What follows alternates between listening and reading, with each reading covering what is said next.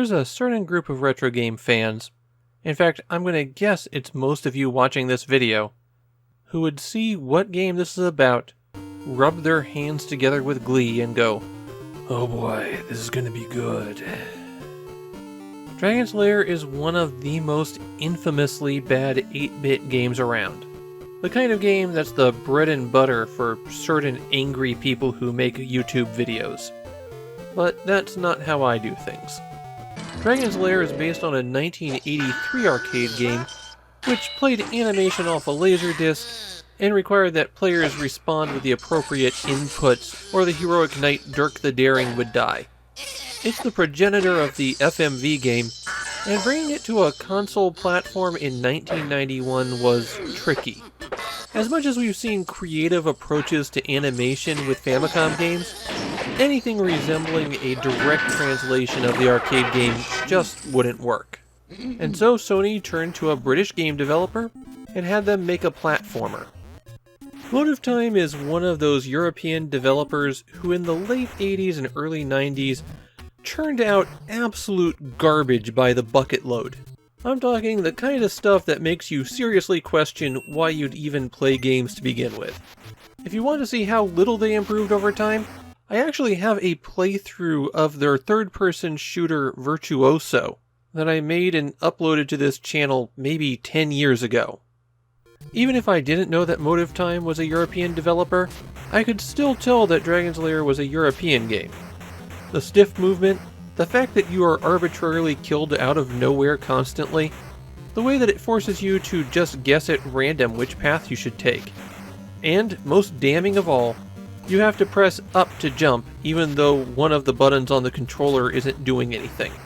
The plot of Dragon's Lair is that Princess Daphne's been abducted by the dragon Singe, and the heroic and especially fragile knight Dirk the Daring attacks Singe's castle to rescue her.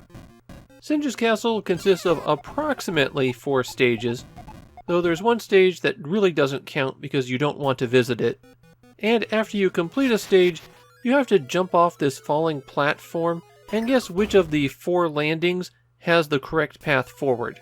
Guess wrong, and you go back a few stages. If there's one thing that this version of Dragon's Lair is known for, it's constant, arbitrary deaths.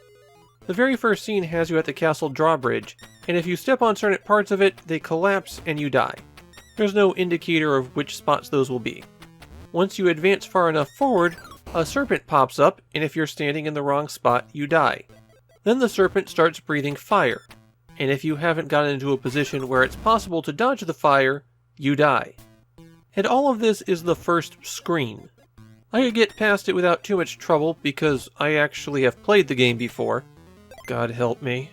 But once you're inside the castle, you're still dealing with a lot of weird mixtures of instant death and things that can hurt your life bar. And which is fairly arbitrary. Your life bar is the one marked with E, on the far right. The one where you'd expect the life bar to be is your candle power, which only comes into play on one stage, which is why it's given the position of prominence in the interface. As I mentioned, you have to press up to jump, and you don't have any air control, so you have to use the diagonals to move. And even the control for the height of the jump is a bit confusing. There's only 2 different elevations that you can jump to, so there's a low and a high, and they depend on how long you press up. If you jump too high at certain points, you'll hit your head and fall straight down, which will typically mean going into a hole. Pressing A will throw a weapon, and you can hold it down for rapid fire. Dirk starts out with, well, Dirks. But if you find an A power-up, that will change it out for axes, which are much stronger. Getting a D icon will return it to the dagger. The other icons you can find are C's to restore your candle power, E's to restore your health, and L's that give you an extra life. The G's that you'll spot are gold, and they give you bonus points at the end of a stage, but if you're touched by the Lizard King, you lose all of your gold. Not that any of that matters, because who cares about points? Which is why they also have the P items, which are points. If you press down, Dirk will get down on his hands and knees to crawl, but changing position is really slow, and it requires that you have enough room to perform the animation. Now the B button does have a function in the game. It uses a little bit of candle power to reveal invisible items that are directly over your head.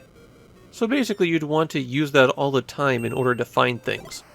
But even if you want to use it often like that, I think I'd much rather have that associated to up and jump beyond B. One of those two functions is a lot more important and timing based. I wound up getting stuck pretty hard in Dragon's Lair. Right here at this section where you have to walk forward on the platforms that are moving, and then time your floating over these pits where you can barely see the wind effect. On the far side, you're supposed to be able to just barely jump up to that ledge. I absolutely could not get it to work. I went down to the point where I watched video playthroughs and followed the exact pixel position of Dirk's feet. No good. I saw that other people had a way that worked by jumping into the wind so that it would blow you up very slightly higher and then pull back. No matter what my timing was, I couldn't get the wind to give me any additional elevation. I seriously spent 20 minutes trying to get up that ledge. At least the Famicom version has a cheat code, unlike the US version. Enter your high score as bats, and you'll have 30 lives to complete the game with. Normally, you only get 5, and there's no continues. I don't think I need to tell you that this is a game that has a reputation as one of the all-time awful games on the Famicom. Just absolute peak terrible. Adding salt to that wound is that the game is fairly rare and expensive. Dragon's Lair is another member of the 10,000 yen club. Prices for cartridge-only copies will easily clear 10,000 yen. My roughed up one here costs 15,000. This game was so poorly received that when Motive Time made another one for the Super Famicom, in Japan they had to change the name to Dragon's Magic. Dragon's Lair does have one thing going for it. It's the final Famicom game to have a split-colored cartridge shell. Yeah, playing Dragon's Lair made me miserable. And somehow, it's still better than the US version. But still, why would you ever want to play this? This is a game designed to hurt people, in a way that's rarely seen on the Famicom at this point. It's not the worst game on the system, but it really isn't much better.